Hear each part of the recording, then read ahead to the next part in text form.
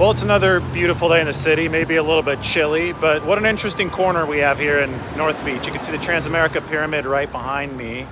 And then, you kind of rotate around to some of these Flatiron buildings that you have here, but you have the oldest bar in San Francisco right there on Fresno Alley. We're going to go back there in a second.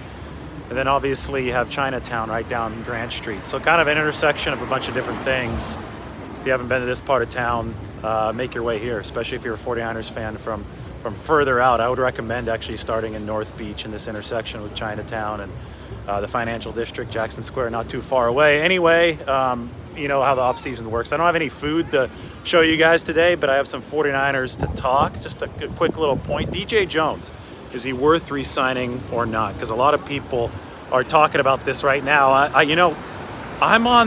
I'm on the DJ Jones train. I think the 49ers need to make him a priority, even if it may cost, $5 to $10 million this offseason, because they were the number one run defense in football when they paired DJ Jones with Eric Armstead.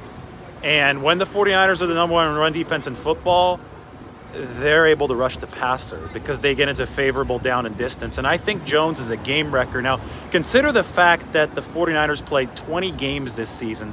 That was a franchise record, and they played 12 road games this year, which was an NFL record.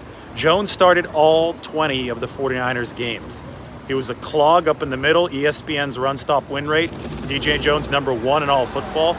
And the way that he pairs with Eric Armstead, because they got differing body types. One guy's the fire hydrant in Jones at 305, 6 feet at the most, and Armstead, he's your 6'7" tower there at 290. They can mix and match those two guys to get favorable matchups on the inside. I think it's worth paying DJ because it makes the line dominant. I think that's, the interior there is such a key to let Bosa and Ebukam and the guys on the outside eat. So if you ask me, you pay DJ Jones. And if you ask me, you read my article, and Matt Barrows co-wrote it with me on the defensive line. It's going to be coming out tomorrow. Anyway, let's take a quick look at what's going on around us here in North Beach. There you got the Transamerica Pyramid. This building down here, that little Flatiron building right there, that's the Francis Ford Coppola building.